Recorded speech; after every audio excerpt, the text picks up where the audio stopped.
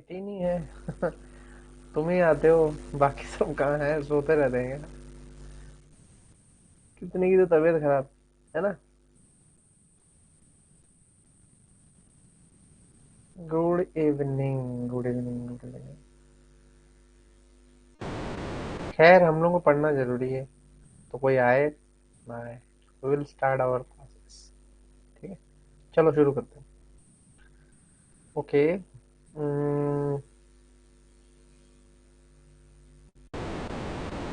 तो सबसे पहले जो देखो हम लोग टॉपिक आज पढ़ेंगे, वो क्या पढ़ने वाले हैं हम लोग?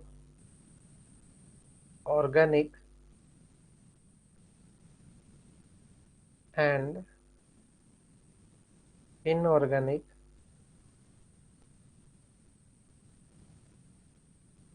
कंपोनेंट्स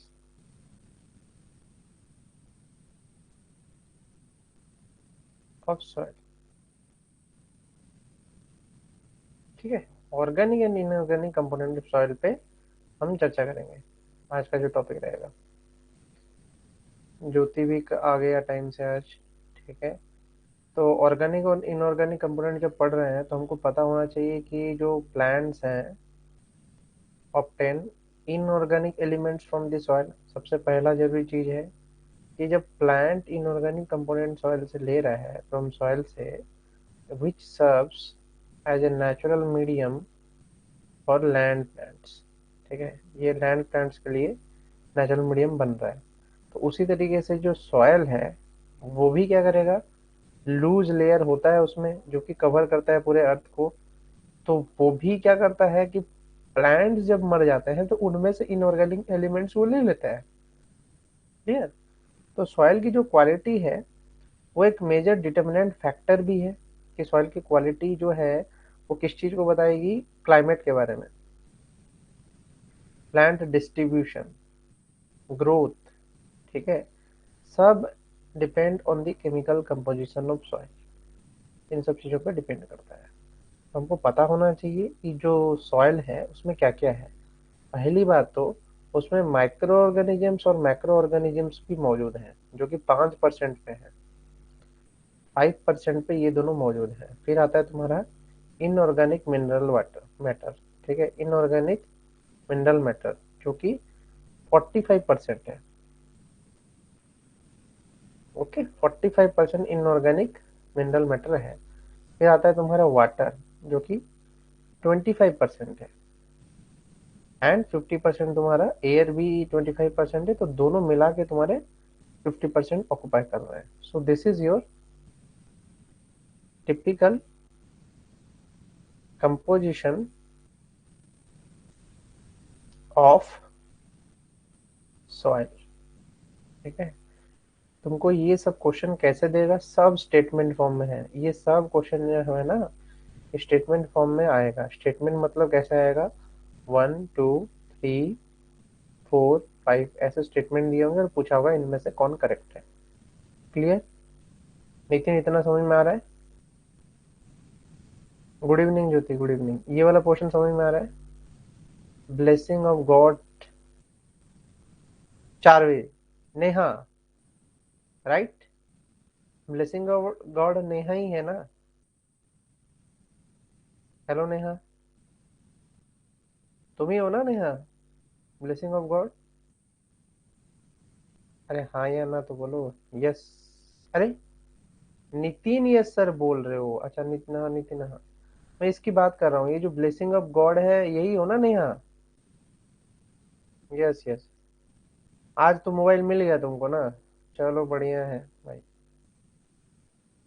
देखो क्लासेस करो, ठीक है नेहा, क्लासेस करो। उसका बेनिफिट ये रहता है ना कि क्लासेस में कुछ चीजें जो होती हैं वो बहुत अच्छे से समझ में आती है। बाद में रिकॉर्डिंग देखते हो तो कुछ चीजें ग्रैब नहीं कर पाते हो। ठीक है, क्लासेस के टाइम में वो सब चीजें फायदा देता है तुमको। You may call me Jarvis. Actually में जारविस जो है वो आयरन मैन के जो सूट है उसका नाम है जारविस। ठीक है, और आयरन मैन मेरा पसंदीदा हीरो भी है। मैं तुमको जारविस नहीं बुला सकता हूँ, समझा? जारविस क्यों नहीं बुला सकता हूँ तुमको, क्योंकि आयरन मैन जो है मेरा फेवरेट हीरो है। और उसका कैरेक्टर जो है, उसका जो सूट है वो जारविस होता है। ठीक है, तो मैं ये नहीं बुला सकता हूँ तुमको। रॉबर्ट डाउन जूनियर जो है वो मेरा फेवरेट एक्टर है।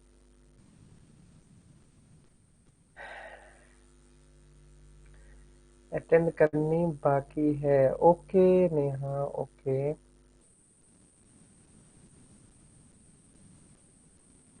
चलो तुमको जारविस बुला ही देते हैं। तुम भी आयरन मैन बन जाओ। चलो ठीक है, क्लास करो अटेंड।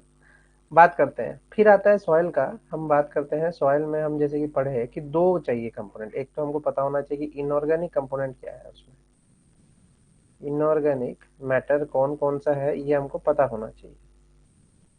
क्लियर। तो इनऑर्गेनिक मैटर की अगर मैं बात करूं तो इनऑर्गेनिक मिनरल मैटर जो है वो about 40 to 45% of the soil volume occupy करता है।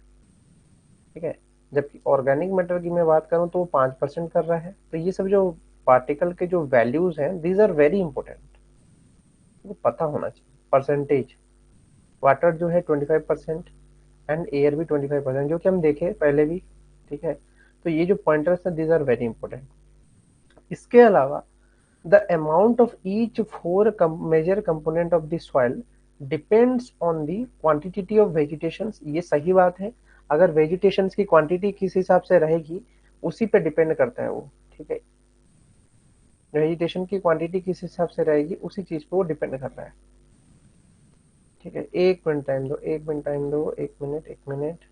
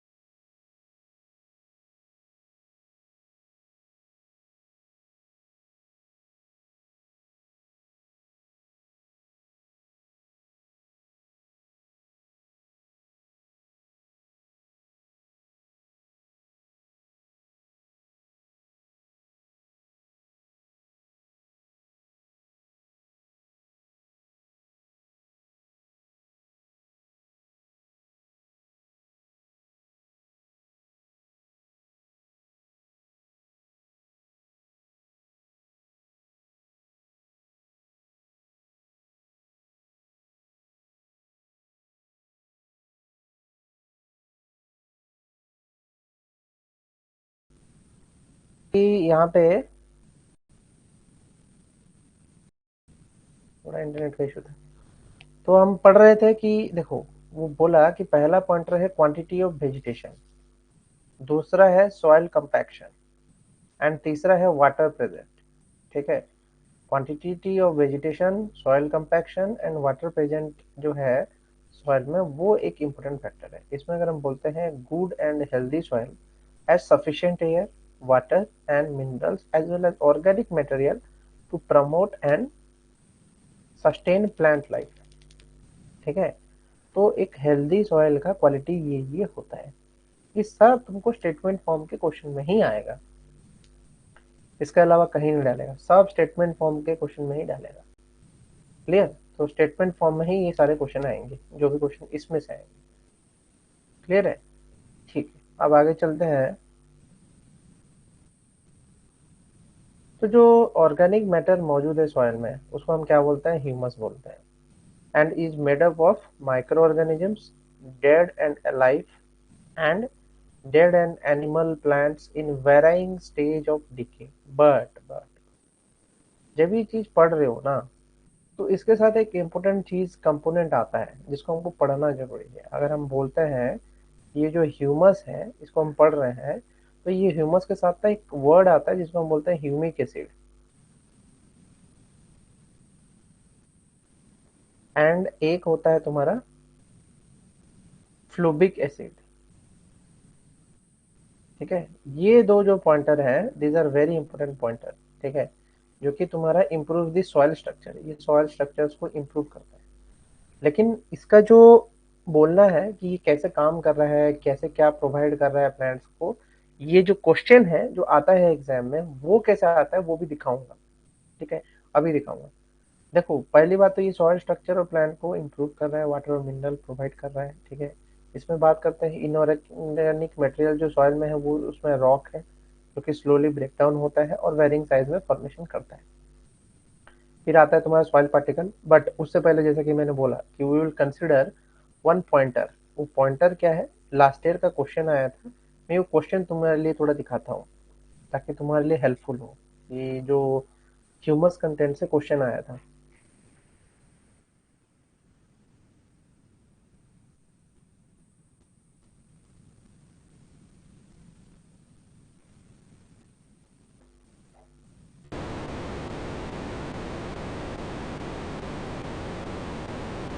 एक क्वेश्चन आया था that I will show you. ठीक है, क्वेश्चन देखो तो तुमको और थोड़ा आइडिया मिलेगा कि मैं क्या बताना चाहता हूँ।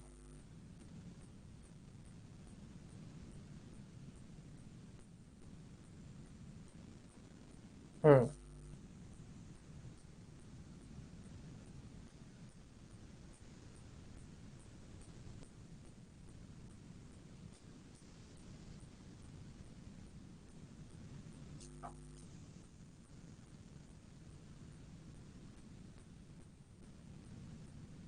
ठीक है, क्वेश्चन रीड हो रहा है तुमको? मैं थोड़ा क्वेश्चन रीड करवा देता हूँ तुम लोगों को जूम करके।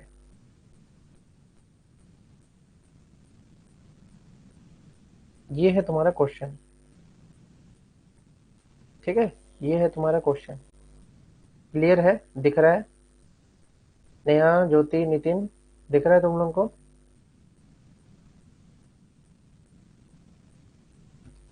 ये क्यों लगाया मैंने? ईयरफोन लगा दिए। दिख रहा है कि नहीं नितिन, ज्योति एंड नेहा? दिख रहा है ना?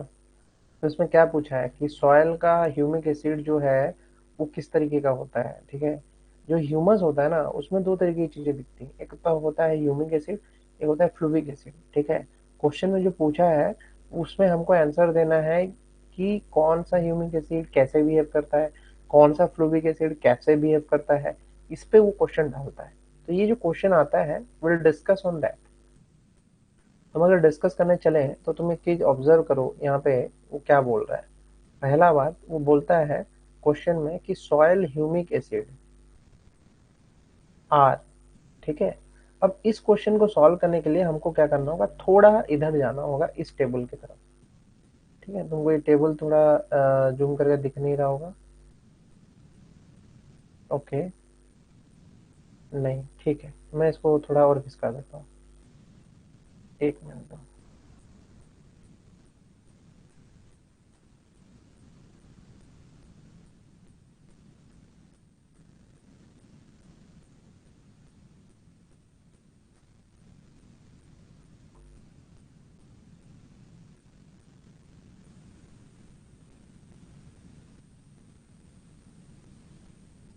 ठीक है, तुमको ये दिख रहा होगा, अब तो दिख रहा होगा क्लियर। इसमें कुछ ज्यादा है नहीं वैसे, पॉइंटर्स में बता दूंगा तुमको, इसमें कुछ ज्यादा है नहीं। ठीक है, मैं ले जाता हूँ उसको, रुको उस टेबल को और अच्छे से ले जाता हूँ ताकि तुमको और अच्छे से दिखे।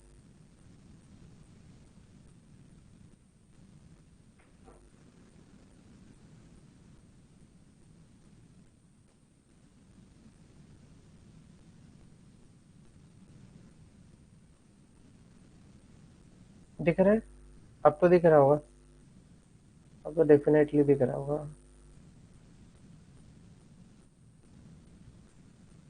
अब तो दिख ही रहा होगा, है ना? क्लियर दिख रहा होगा अब तो। ठीक है, ये वाला साइड वाला छोड़ दो, अब तुमको ये चीज दिख रहा होगा जो मैं दिखा रहा हूँ। ठीक है, देखो, अब देखो कितना बढ़िया तरीके से तुमको दिख रहा है। पहली बात, अगर हम बात करते हैं ह्यूमिक सब्सटेंसेस की, तो वो सब होते हैं पिगमेंटेड पॉलीमर्स के फॉर्म में। ठीक है, उसमें सबसे पहला आ रहा है फ्लूबिक एसिड, दूसरा आ रहा है ह्यूमिक एसिड, तीसरा आ रहा है ह्यूमिन। ठीक है, फ्लूबिक पॉलीमर में ये जो भी आ रहा है, तो ये इस तरीके से फॉर्म में आ रहा है, फ्लूबिक एसिड, ह्यूमिक एसिड एंड ह्यूमिन। ठीक है, उसमें भी लाइट येलो कलर एक है, येलो ब्राउन कलर एक है, डार्क ब्राउन कलर एक है, ग्रे कलर एक है, ब्लैक कलर एक है। ठीक है, ये कलर है। क्या होता है कि लाइट येलो से जब इंक्रीज होता है इंटेंसिटी ऑफ कलर, तो वो ब्लैक की तरफ जा रहा है। फिर क्या हो रहा है कि इसमें इंक्रीज हो रहा है डिग्री ऑफ पॉलीमराइजेशन, मतलब यह है कि जो मॉलिक्यूल है वो पास पास आ रहे हैं, उनमें पॉलीमराइजेशन हो रहा है। ठीक है, फिर क्या हो रहा है कि यहाँ पे फ्लूबिक एसिड जो होता है, उसकी जो मॉलिकुलर वेट है बढ़ती जाती है जब तुम फ्लूविक एसिड से ह्यूमिन की तरफ जा रहे हो, मतलब फ्लूविक एसिड से ह्यूमिक एसिड की तरफ जा रहे हो, तो तुम्हारा मॉलिकुलर वेट भी इंक्रीज करेगा, कार्बन कंटेंट भी इंक्रीज करेगा। देखो 45% से 62% कार्बन कंटेंट इंक्रीज कर रहा है, 48% decrease in oxygen content to 30%। ठीक है, ये भी इंक्रीज कर रहा है। 1400 से लेके तुम्हारा 500 डिक्रीज इन एक्सचेंज एसिडिटी भी इंक्रीज कर रहा है। ठीक है, फिर आता है decrease in the degree of solubility, solubility भी डिक्रीज कर जाती है। ठीक है, ये जो प्रॉपर्टीज है, इन पे क्वेश्चन आएगा। ठीक है, if you don't know the properties then you will be at a loss. तो तुमको ये प्रॉपर्टीज पता होना चाहिए, जो भी ये प्रॉपर्टीज है ये तुम्हारे एग्जाम में आएंगे, and you should know this properties. ठीक है, अब हम चलते हैं इन प्रॉपर्टीज पे पता करने के लिए, चलते हैं इसको थोड़ा जूम आउट करते हैं। अब तुम्हारा जो इसमें दिया था क्वेश्चन, वो पूछा था कि सॉइल ह्यूमिक एसिड जो है वो तुम्हारा कैसे काम कर रहा है ना? तो इसमें दिया था कि ह्यूमिक एसिड जो है तुम्हारा, एक्चुअली में ह्यूमिक एसिड जो होता है वो एसिडिक कंडीशंस में इनसॉल्युबल होता है, मतलब लेस देन pH 2 में इनसॉल्युबल होता है, पर ग्रेटर ग्रेटर pH में वो सॉल्युबल होता है। ठीक है, लेकिन फ्लूविक एसिड जो होता है, ये कुछ उसकी इंपॉर्टेंट प्रॉपर्टीज है, वो सभी पीएच में सॉल्युबिलिटी उसकी रहती है। ठीक है, तो अगर हम बात करें, हमको ह्यूमिक एसिड निकालना है, एसिड सॉल्यूशन डालो सॉइल में, ह्यूमिक एसिड बाहर आ जाएगा, फ्लोबिक एसिड उसके बाद जो बचेगा वो सब फ्लोबिक एसिड होंगे। ठीक है, जो कि yellow to yellowish brown in colour होंगे। फिर आता है ह्यूमिन, जो कि बिल्कुल ही सॉल्युबल नहीं होगा किसी पीएच में और किसी एल्कली में। तो ये बेसिक 3 डिफरेंसेस है, तुमको पढ़ना है जब एग्जाम पॉइंट ऑफ व्यू से अगर क्वेश्चन आ रहा है।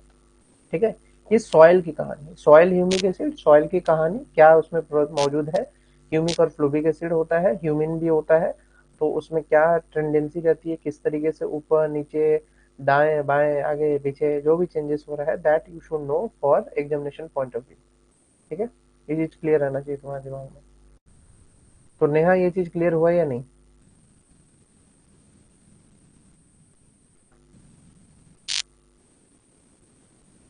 नितिन, क्लियर हुआ?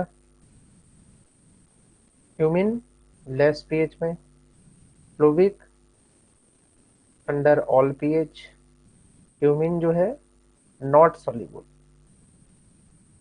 In any pH. क्लियर हुआ या नहीं ज्योति? हाँ या ना तो बोलो। ओके, चलो आगे चलते हैं।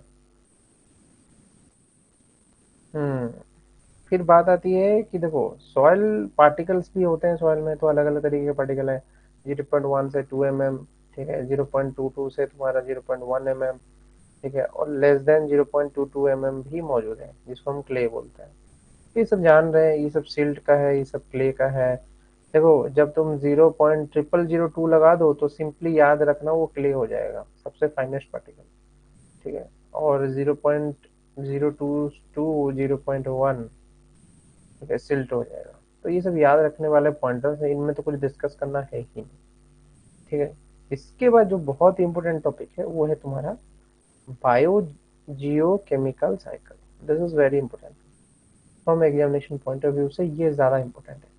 अगर हम बायो जियो केमिकल साइकिल्स की बात करें तो इनमें क्या होता है कि अलग अलग पाथवेज होते हैं। ठीक है। जैसे कि तुम बायोलॉजी में पढ़े हो कि अलग अलग तरीके की पाथवेज से तुम्हारा डीएनए, आरएनए, ब्लड, ठीक है, तुम्हारा एनर्जी का ब्रेकडाउन, ठीक है, Calvin cycle, C4 C2 cycle जैसे पढ़े हो, कि उसी तरीके से बायो जियोकेमिकल साइकिल्स भी हैं जिनमें अलग अलग तरीके के पाथवेज होते हैं।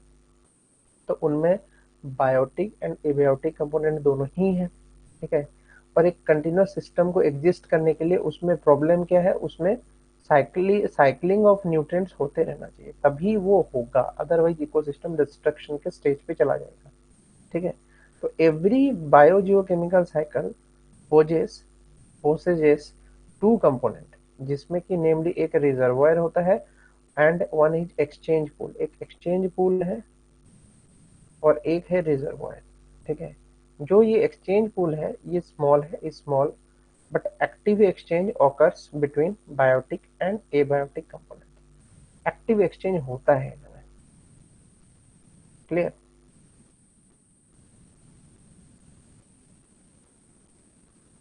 ओके। तो दिस इज पॉसिबल कि बायोजियोकेमिकल साइकिल में ये चीज हो रहा है। For an ecosystem to exist इसमें कंटिन्यूस साइकिल ऑफ एलिमेंट्स हो रहा है, क्योंकि एसेंशियल है ही। तो हम पढ़ेंगे सबसे पहला जो साइकिल है वो पढ़ेंगे कार्बन साइकिल। ठीक है। हम पढ़ेंगे कार्बन साइकिल। तो कार्बन साइकिल तो तुम जान ही रहे हो, कार्बन साइकिल में क्या बात है। सबसे पहले आएगा फॉसिल फ्यूल। यहाँ पे आ रहा है नीचे सबसे पहले फॉसिल फ्यूल। ठीक है। तो फॉसिल फ्यूल का यूज, वो तो कार्बन है ही उसमें, फॉसिल फ्यूल का यूज कहाँ हुआ, इंडस्ट्रियल यूज होगा तुम्हारा, यहाँ पे इंडस्ट्रियल एमिशंस, एनिमल का रेस्पिरेशंस वगैरह हुआ, वेहिकुलर एमिशंस हुआ, वहां से वो जाके सीधा स्ट्रेट तुम्हारा कार्बन डाइऑक्साइड बन के एटमोसफेयर में घुस जाता है। ठीक है। एक तो वॉल्केनिक इरप्शन से भी कार्बन डाइऑक्साइड जाता है। हाँ, फिर बात आता है कि क्वेश्चन में पूछ देगा सर कि वॉल्केनिक इरप्शन के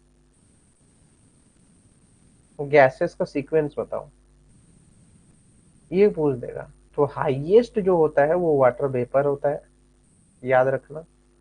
वॉल्केनिक इरप्शन से भी सबसे ज्यादा निकलने वाला जो है वो वाटर वेपर ही है। फिर आता है तुम्हारा कार्बन डाइऑक्साइड, सल्फर डाइऑक्साइड नहीं आता है। इसके बाद आएगा सल्फर डाइऑक्साइड, फिर तुम्हारा हाइड्रोजन सल्फाइड, फिर आगे बढ़ेगा। तो ये तीन जो है these are very basics, you should know this three. ठीक है। ये इन तीन का जो सीक्वेंस है वो तुमको याद होना चाहिए। क्लियर है? ये होने के बाद तुम्हारा आता है वेदरिंग, प्रॉपर वेदरिंग। ठीक है। अब वो वेदरिंग जो होता है, इसके बाद जो एटमॉस्फेरिक CO2 होता है उसको दो लोग खाते हैं। एक तो तुम्हारा वाटर में डिजोल्व हो रहा है, तुमको कल ही पढ़ाया था जो कार्बोनेट सिस्टम में, उसमें क्या होता है, मरीन फोटोसिंथेसिस जो ले लेता है कार्बन को अपने अंदर में, बाइकार्बोनेट बना के फिर तुम्हारा ऑर्गेनिजम्स जो है वो तो ग्रो कर रहे हैं, प्लांट्स भी तो मौजूद है पानी के अंदर, फाइटोप्लैंक्टन्स, वो कार्बन डाइऑक्साइड लेंगे क्योंकि उनको तो फोटोसिंथेसिस करना ही है, तो कार्बन डाइऑक्साइड उनके लिए जरूरी है। ठीक है। उसके बाद एल्गी भी होता है, ब्लू ग्रीन एल्गी। ठीक है। वो भी फोटोसिंथेसिस करता है, BGA, ब्लू ग्रीन एल्गी। ठीक है। उसके बाद dead marine and animals and plants भी होते हैं। ठीक है। ये सब जो है ये वेदरिंग होगा और मिनरल कार्बन बनाएगा, देन मिनरल कार्बन लीच करके सेडिमेंट बनाएंगे। ठीक है। बट ये जो मिनरल कार्बन है ये प्लांट को अपटेक करता है, प्लांट अपटेक करके इसमें क्या करता है, रूट्स में जाके वो रेस्पिरेशन कर रहा है, रूट्स में रेस्पिरेशन हो रहा है। क्लियर? तो ये सब जो है ये मरीन डिपॉजिट्स के फॉर्म में डिपॉजिट हो जाएंगे, ये मरीन डिपॉजिट्स बनाएंगे। मरीन डिपॉजिट्स अगर एक बार डेथ हो जाएगा तो कैल्शियम कार्बोनेट के रूप में ये डिपॉजिट हो जाएंगे जितने भी डेड ऑर्गेनिजम्स हैं प्लांट्स के, जो कि फिर कोरल रीफ्स बनाते हैं। ठीक है। वैसे तो जब डिपॉजिट हो जाते हैं तो उनको सेडिमेंट्स में भी कन्वर्ट हो जाते हैं, वो एक तरीके से सेडिमेंट्स ही बन जाते हैं, जो कि सेडिमेंट्री रॉक का रूप ले लेता है बाद में जाके। तो ये एक तरीके से साइकिल है दैट यू शुड नो। ठीक है, किस तरीके से कार्बन साइकिल काम कर रहा है। ठीक है, पहले तुमको इतना ऐसा नहीं बताया होगा किसी ने कि इस तरीके से हो रहा है। मिनरल लीचिंग, मेरिन फोटोसिंथेसिस, एक छोटा सा हल्का सा सरफेस वाला बता के निकल जाता है, मरीन का नहीं बताता है बहुत लोग। ठीक है, तो मरीन वाला जो साइकिल है वो थोड़ा इंपॉर्टेंट है, उस पर ध्यान देने की जरूरत है। क्लियर। अब देखो इसका जब राइटिंग पार्ट में जाएंगे तो इसमें क्या दिया है कि it begins with fixing the carbon in a biological system. सबसे पहली बात, capturing the solar energy by the process of photosynthesis that we know. पहला, एनिमल क्या करता है, रेस्पिरेशन के थ्रू से उसको रिलीज करता है CO2 back to the atmosphere. ठीक है, तो ये हुआ तुम्हारा सिंक, ये हुआ तुम्हारा सोर्स। Sink, source. ठीक है, फिर हो रहा है तुम्हारा death of decay plants and animals. ठीक है, डेथ हो रहा है plants and animals. Sir please repeat. कौन सा रिपीट? अरे उस तुम रिपीट करने की जरूरत ही नहीं है ना, तुम रिकॉर्डेड तो देख सकते हो, जो कि क्या ही रिपीट करो उसमें। कौन सा पोर्शन रिपीट करूं, तुम तो देख ही सकते हो उसको वापस रिकॉर्डिंग में। जब रिकॉर्डिंग पढ़ोगे ही तो उसमें तो दिखेगा ही ये चीज। ठीक है, तुमको दिखेगा ही ये चीज, रिपीट करने की जरूरत ही नहीं है। क्लियर। तो देखो इसमें बोलता है कि death of decay plant animal जो है रिटर्न कर रहे हैं सॉइल को bye the process of decomposers, जो कि इसको तोड़ते हैं, किसको, डिके करते हैं प्लांट एनिमल। लिटर वगैरह जो होता है वो खत्म हो जाता है, सॉइल में कन्वर्ट हो जाता है, तो उसमें से भी कार्बन रिलीज होता है। तो ये क्या है, अगेन तुम्हारा सिंक, ये सिंक है। ठीक है, कार्बन डाइऑक्साइड जो है कार्बन है वो सिंक बन रहा है, सिंक खत्म हो रहा है। ठीक है, micro organisms play important role in crucial role in carbon cycle by meditating the number of biochemical cycle reactions. ये भी सही बात है, बायोकेमिकल रिएक्शंस बना रहे हैं। ठीक है, तो ये सोर्स बनेगा अगेन। क्लियर, ये सब होगा। अब आता है टाइप ऑफ फ्यूल। ठीक है, फ्यूल के टाइप्स, पिट, बिटुमिनस, कोल, बिटुमिनस कोल, एंथ्रासाइट। ठीक है, अब ये क्या पढ़ा रहा हूँ, ये क्यों इंपॉर्टेंट है, what is the important of this. ठीक है, इसमें तुमको कुछ चीजें जानने की जरूरत है कि जैसे कि अलग अलग कोल टाइप्स के बारे में तुमको यहाँ दिखा रहा हूँ। ठीक है, तो ये कोल का ना तुम्हारे ये चीज जरूरी है कि इसमें फिक्स्ड कार्बन कितना है। जिसका जितना ज्यादा फिक्स्ड कार्बन होता है वो उतना अच्छे से जलता है। ठीक है, देखो वोलेटाइल मैटर, मॉइस्चर कंटेंट और आयस जो है ये बर्निंग नहीं कराते हैं, these are not a burning tendency. ये सब बर्निंग में हेल्प नहीं कर रहे हैं, ये सब बर्निंग को नहीं होने देंगे। कौन, एस कंटेंट हुआ, मॉइस्चर कंटेंट हुआ या वोलेटाइल कंटेंट। बट जलने कौन देगा तुमको, फिक्स्ड कार्बन देगा। तो यू शुड नो कि how much carbon is present in different types of coals. इसलिए ये वाला पॉइंटर लेके आया हूं, क्योंकि ये कार्बन साइकिल का ही पार्ट है तुम्हारा। ठीक है, ऑल्दो ये एनर्जी वाला टॉपिक में है बट ये कार्बन साइकिल का पार्ट है, इसलिए इसको कार्बन साइकिल में ही दिखा रहा हूँ कि फिक्स्ड कार्बन किसका सबसे ज्यादा है। कल को क्वेश्चन में पूछ दिया कि फिक्स्ड कार्बन किसका सबसे ज्यादा है, तुमको नहीं आएगा तो वो डिफिकल्ट है। ठीक है, यू शुड नो कि कितना फिक्स्ड कार्बन वहाँ पे किस तरीके से मौजूद है, ताकि तुम्हारा जो आंसर है वो सही है। ठीक है, देखो फिर उसमें भी बोला है कि कुछ कुछ पोर्शंस जो हैं टिपिकली इंडस्ट्रियल स्ट्रीम में कोल के फॉर्म में यूज होता है, कुछ तुम्हारा कोकिंग कोल के फॉर्म में यूज होता है। ठीक है, तो ये सब पता होना चाहिए तुमको कौन किस में यूज हो रहा है। ठीक है, फिर बात आता है कि जो majority of organic contaminants, xenobiotics, are degraded by microorganism to release carbon back into the soil, back into the soil. ठीक है, ये एक तो ऑर्गेनिक कंटामिनेंट है, दूसरा है जेनोबायोटिक्स।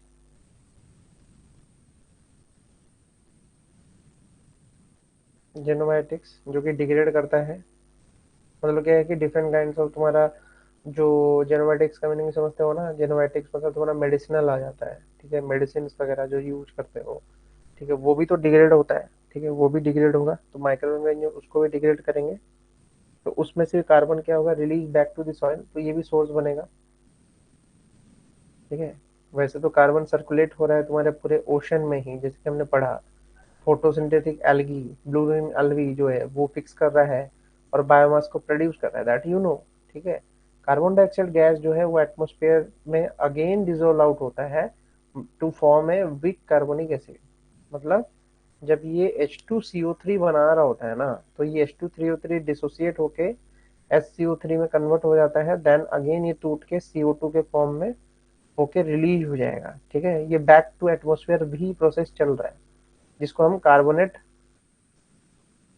बफर सिस्टम भी बोलते हैं। कार्बोनेट बफर सिस्टम हमने पढ़ा था ना वो, कि मतलब इतना होने से ये होगा, इतना होने से ये होगा, मतलब पीएच पीएच कंडीशंस के हिसाब से। इतना पीएच होगा तो ये बनेगा, इतना पीएच होगा तो ये बनेगा।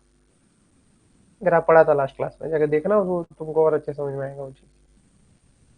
ठीक है। लास्ट क्लास का वीडियोस देखना, तो उसमें तुमको पता चल जाएगा कि क्या मैं समझा रहा हूँ। क्लियर। फिर बात आ रहा है, the carbonic acid further dissociate into hydrogen ions. ठीक है, हाइड्रोजन आयंस में डिसोसिएट होता है, एंड बाइकार्बोनेट आयंस, ये तो पता ही है तुमको। Hydrogen ions react with the minerals and alter the resulting in clay and other ions such as Na plus K plus। अब ये जो कहानी दिया है Na के ये Ca, ये जो सेंटेंस बताया, इसमें क्या समझाया समझ रहे हो? बताता हूँ क्या समझाया।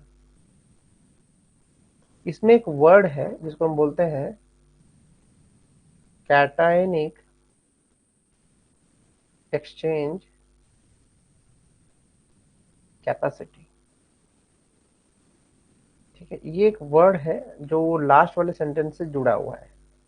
कि बोल क्या रहा है वो मीनिंग अभी मैं तुमको समझाऊंगा। ठीक है, बताते हैं। सबसे पहला चीज,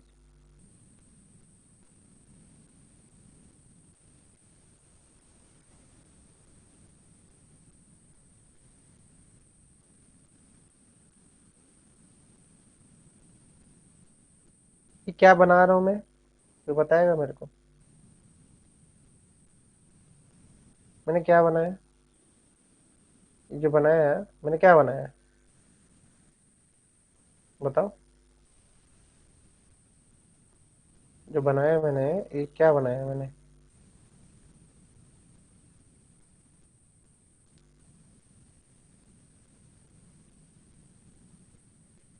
बताओ भाई। ज्योति। क्या बनाया मैंने? नितिन। नेहा। बताओ, क्या बनाया मैंने?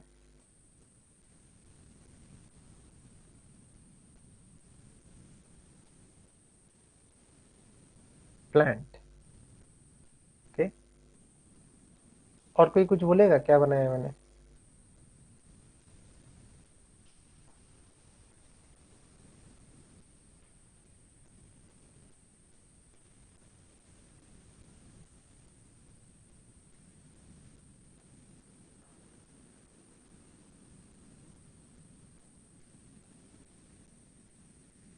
Ion exchange between plant and environment. ठीक है, वो क्या है? वो क्या समझाना चाहते हो?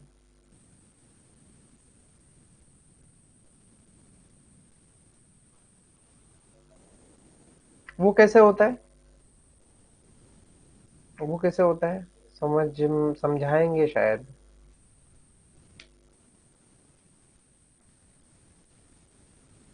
पता है या नहीं है? जो चीज पूछ रहे हो, दैट यू नो और not, that is a question. बता देते हैं। देखो, तुमको पता है कि मिनरल सब जगह मौजूद है, ठीक है। और यहाँ पे भी ये जो होगा, ये एक सरफेस के नीचे होगा जिसमें सॉइल होगा। ठीक है। अभी हमने पढ़ा कि सॉइल का जो पार्टिकल्स है उसमें क्ले होता है। ठीक है। और क्ले क्या होता है? हाईली नेगेटिव पार्टिकल्स होते हैं। क्ले हाईली नेगेटिव पार्टिकल्स होते हैं, मतलब इनमें नेगेटिव चार्ज होता है।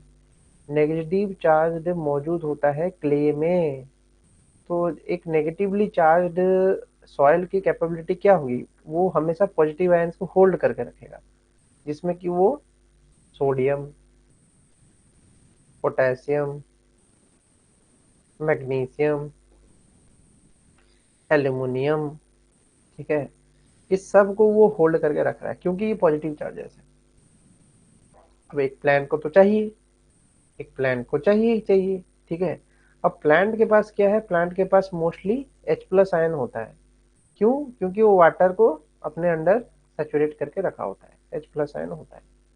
तो ये जो H+ आयन होता है, ये H+ आयन इससे सब्स्टिट्यूट कर लेता है, एक्सचेंज कर लेता है। जैसे कि मैग्नीशियम में उसका 2+ चार्ज है, तो ये 2+ चार्ज को रिप्लेस करने के लिए 2H+ आयन आ जाएंगे। कहाँ से? इसके रूट से 2H+ आयन आके कैटायन की एक्सचेंज कैपेसिटी प्रॉपर्टी को शो करेंगे, मतलब कैटायनिक एक्सचेंज होगा इसमें। क्लियर? तो कहीं पे अगर कैटायनिक एक्सचेंज होगा तो उससे क्या होगा कि तुम्हारा एक्सचेंज प्रोसेस शुरू होगा। तो वाटर से जैसे H+ आयन डिसोसिएट होके आके ये चीज कर रहा है, उसी वर्ड को वो समझा रहा था पहले वाले सेंटेंस में, लास्ट सेंटेंस उसी को समझा रहा था। ओके, ये कहानी था।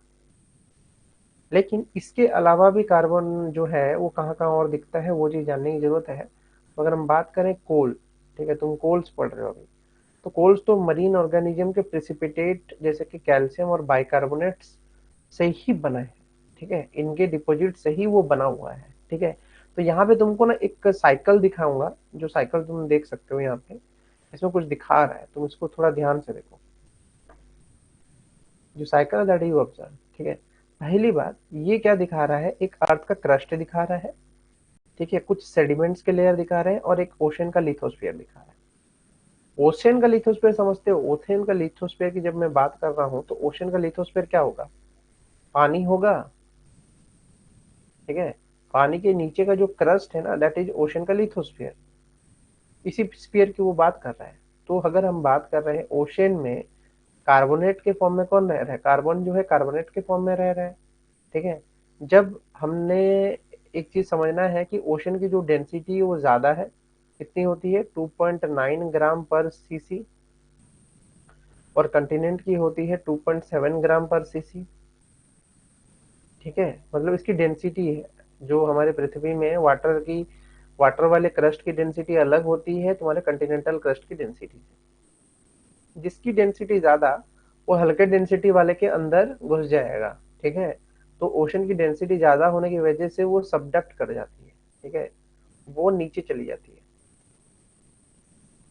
कंटिनेंट के नीचे। तो क्योंकि कंटिनेंट के नीचे जाएगा तो क्या होगा, मेंटल तक छुएगा, मेंटल तक पोर्शन जाएगा। तो मेंटल तक जाएगा तो क्या होगा कि ये जो ओशन का क्रस्ट है वो काफी ठंडा होगा। जब से ही वो मेंटल में जाएगा, वो वहां का जितना भी मोल्टेन लावा है उसको ठंडा करने की कोशिश करेगा।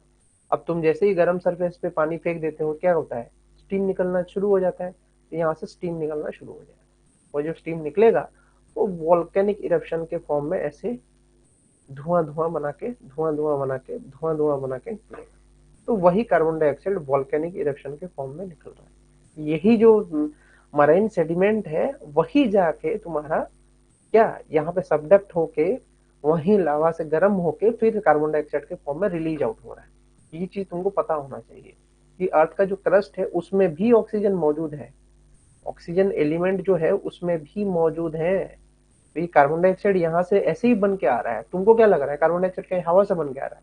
नहीं, यही प्रोसेस चल रहा है, यही साइकिल है। ये जो मरीन सेडिमेंट डिपोजिटेड है वो अंदर जाके सबडक्ट होके गर्म होके वेपराइज होके बाहर आ रहा है, ठीक है। ये चीज समझ में? कभी कभी क्या होता है कि ये जो प्रोसेस तुम देख रहे हो जिसमें कि तुमको डीकार्बोनेशन प्रोसेस दिख रहा होगा, डीकार्बोनेशन में क्या हो रहा है कि एक तुम्हारा कैल्शियम कार्बोनेट मौजूद है, एक सिलिकेट मौजूद है। ये जो सिलिकेट है SiO2, ये क्वार्ट्ज का फॉर्मूला होता है, ठीक है। वो एक मिनरल बनाता है, ठीक है, वो रिएक्ट करके एक मिनरल बनाता है, एक फ्री कार्बन को रिलीज करता है जो कि ग्राफाइट है, और एक फ्री ऑक्सीजन रेडिकल को रिलीज करता है, ठीक है। इसको डीकार्बोनेशन प्लस रिडक्शन प्रोसेस बोलते हैं, ठीक है। इसमें जो ये बन रहा है CaSi3O3, इसको हम बोलते हैं उलास्टोनाइट, ये उस मिनरल का नाम है, ठीक है। तो ये भी एक साइकिल है कार्बोनेट का, जो कि तुमको दिख रहा है मरीन कैसे जाके वोल्केनिक इरप्शन के फॉर्म में उठ के बाहर आ रहा है। That you should know for examination point of view, ये भी एक इंपॉर्टेंट टॉपिक है, इसको कवर आउट होना चाहिए तुम्हारा, ठीक है। अब बात करते हैं तुम्हारा कार्बन डाइऑक्साइड का जो वैल्यू है वो कैसे कैसे इंक्रीज किया है, तो दैट इज वेरी इजी। एक होता है ग्लेशियल, एक होता है इंटरग्लेशियल पीरियड। ठीक है, इंटरग्लेशियल पीरियड मतलब वार्म पीरियड। अभी हम जिस पीरियड में रह रहे हैं उसमें गर्मी बढ़ रही है, तो हम इंटरग्लेशियल पीरियड में हैं जहाँ पे बर्फबारी नहीं होगी। ठीक है, तो इसका एक रिपीट साइकिल चलता है 10,000 20,000 सालों बाद। ठीक है, वो इंटरग्लेशियल पीरियड आ जाती है। ग्लेशियल इंटरग्लेशियल, ग्लेशियल इंटरग्लेशियल, बहुत पहले बहुत बहुत गर्मी होगा, बहुत गर्मी होगा, बहुत गर्मी होगा, बहुत गर्मी होगा। फिर क्या होगा, एवापोरेशन होगा, एवापोरेशन होगा, एवापोरेशन होगा, फिर कंडेंसेशन कंडेंसेशन कंडेंसेशन होगा, फिर बर्फ गिरेगा, बर्फ गिरेगा, बर्फ गिरेगा। ठीक है, तो ये ग्लेशियल और इंटरग्लेशियल पीरियड जो है वो हमेशा साइकिल में चलता है। ठीक है, लेकिन ये ग्लेशियल और इंटरग्लेशियल पीरियड के चक्कर में हमने क्या किया है, हमने एटमॉस्फेयर को इतना डिस्ट्रक्ट कर दिया है कि जो कार्बन डाइऑक्साइड है वो एटमॉस्फेयर में बढ़ने लगा है। पहले के जमाने के जो कार्बन डाइऑक्साइड होते थे शुरू में 8 लाख साल पहले, 8 लाख साल पहले कितना था, 200 ppm था बस।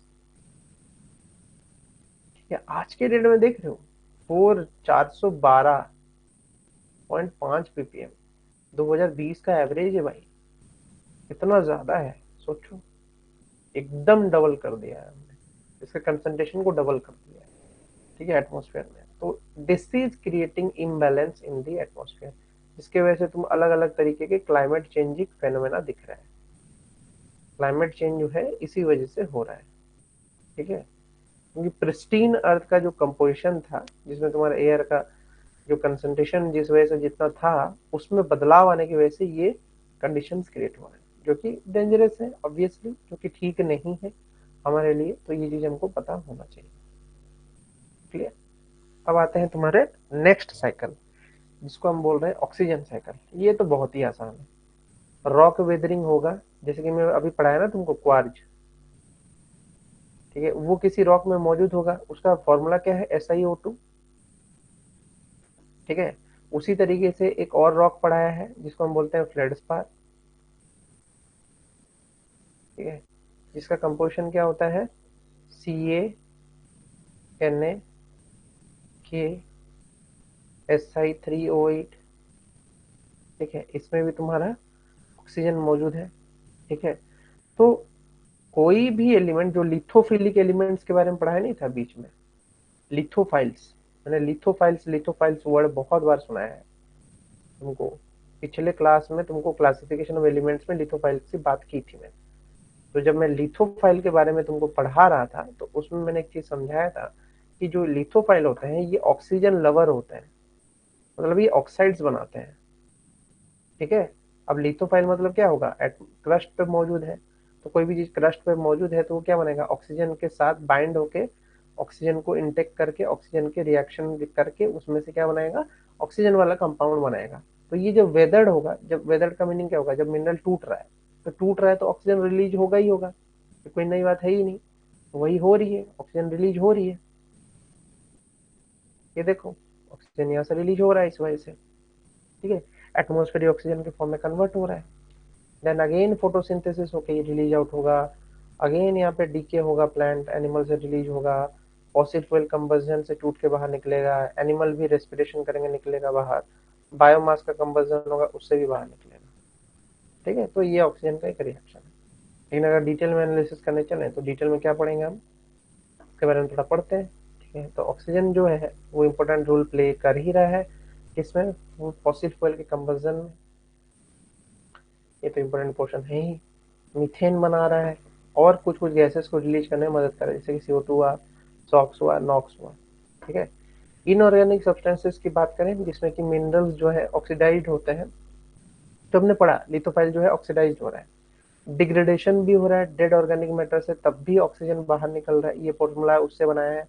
ठीक है, तो जो ये डिग्रेडेशन हो रहा है एरोबिक बैक्टीरिया के प्रेजेंस में, उसका रिएक्शन क्या है, देखो हर, अगर कोई भी प्लांट्स मर रहा है, टूट रहा है, गिर रहा है, ठीक है, तो उसमें से क्या निकलेगा, सिंपली ग्लूकोज ही तो निकलेगा बाहर। पूरा बॉडी में ग्लूकोज ही तो भरा होगा। तो ग्लूकोज क्या है, 6 ऑक्सीजन के साथ रिएक्ट करके 6 कार्बन डाइऑक्साइड प्लस 6H2O बना देते हैं। तो this process is happening for degradation. ठीक है, उसी तरीके से मीथेन मौजूद है, वो भी ऑक्सीजन के साथ रिएक्ट करके कार्बन डाइऑक्साइड को रिलीज आउट करता है। ठीक है, और 2H2O बनाता है। This is happening, this is very important reactions. तो ये ऑक्सीजन के साइकिल्स के रोल है। फिर बात आ रहा है तुम्हारा कि एरोबिक बैक्टीरिया जो है वो तो डिग्रेडेशन कर ही रहा है, इसके साथ केमिकल वेदरिंग भी जो है वो तुम्हारा ऑक्सीजन को एटमॉस्फेयर में रिलीज करने में मदद कर रही है। ठीक है, इसके अलावा जो ऑक्सीजन का रोल है वो तुम्हारा स्ट्रेटोस्फीयर में भी है, स्ट्रेटोस्फीयर में भी है। ठीक है, अब इस रिएक्शंस को मैं थोड़ा जूम करके तुमको दिखाता हूँ कि क्या है ये। Let me show you.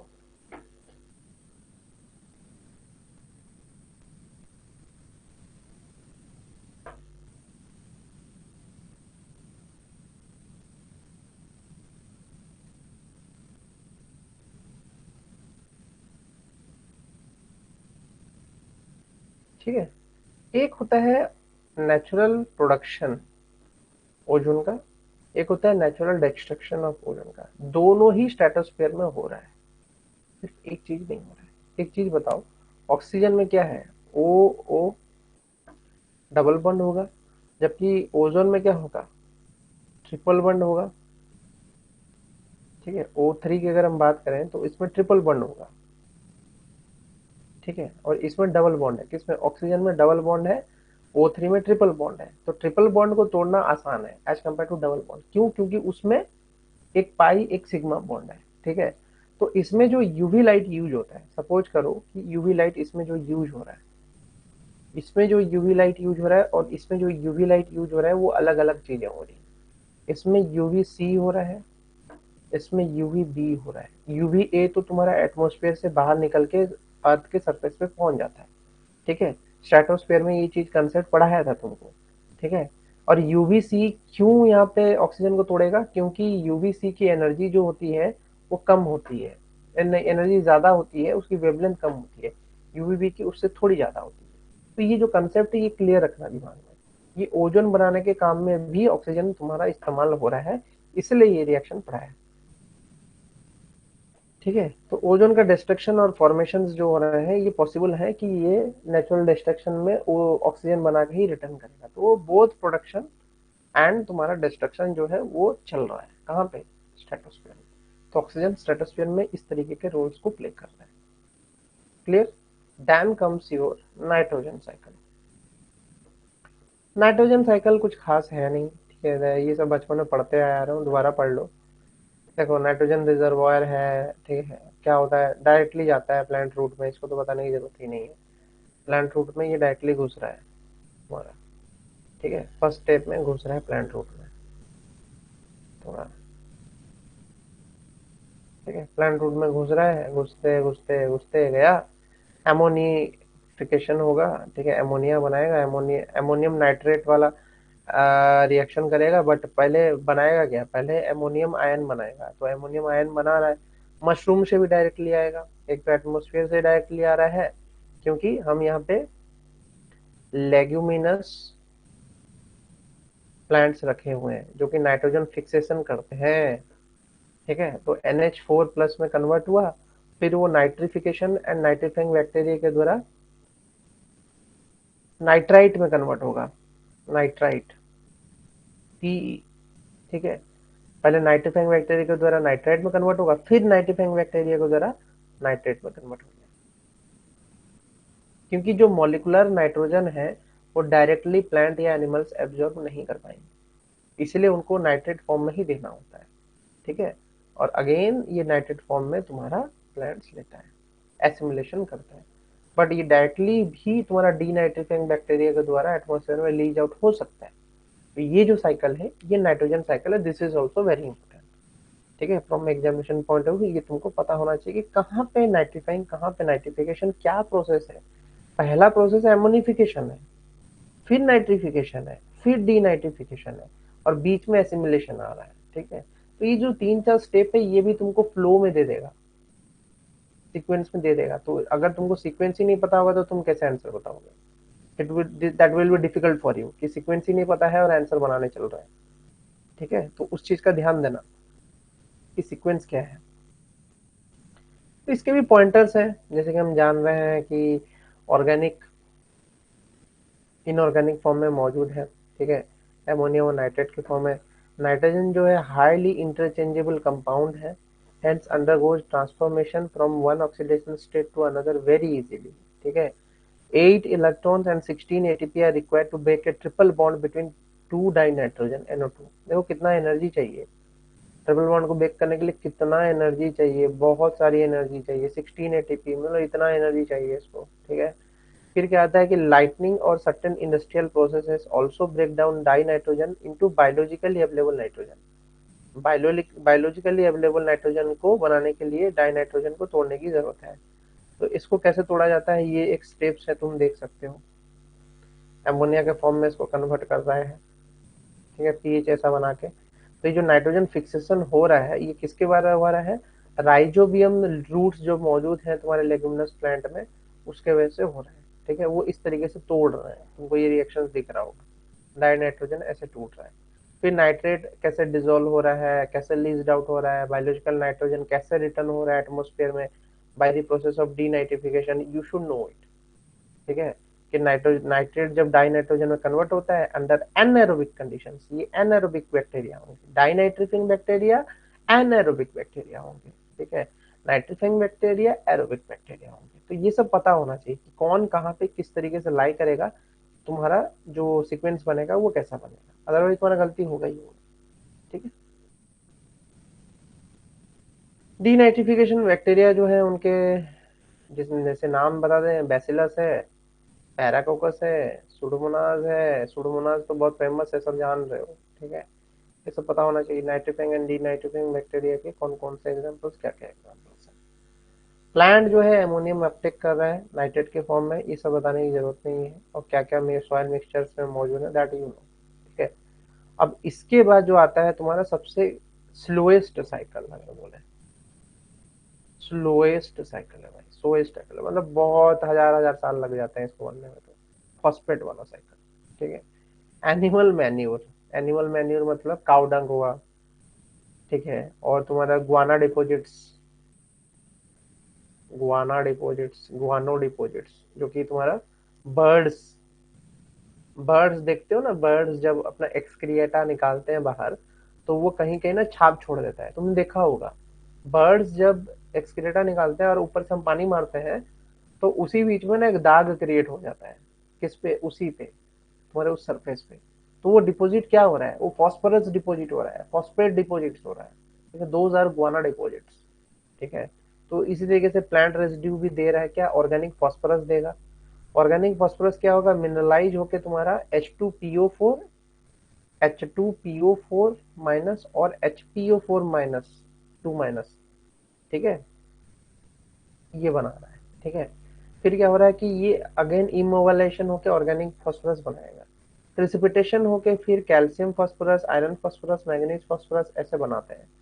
D एजोशन, एजोशन होता है, मिनरल्स लेते हैं इसको। ठीक है, फिर प्राइमरली मिनरल्स जो बनता है वो एपाटाइट बनता है, एपाटाइट बनता है। ठीक है, तो एपाटाइट एक मिनरल है जिसमें फॉस्फोरस मौजूद है, तो दैट यू शुड नो कि एपाटाइट ही एक मिनरल है जिसमें फॉस्फोरस मोस्टली दिख रहा है हमको इन फॉस्फेट फॉर्म। ठीक है, तो उसमें से वो तुम्हारा मिनरल डिपॉजिट हुआ, इनऑर्गेनिक डिपॉजिट हुआ, बाकी ऑर्गेनिक तो भाई भरा पड़ा है। वाना deposits, animal manure, plant residues, ये सब तुम्हारा वाना डिपॉजिट्स जो भी है ये सब ऑर्गेनिक है। वो जो तुम्हारा एपेटाइट है दैट इज इनऑर्गेनिक।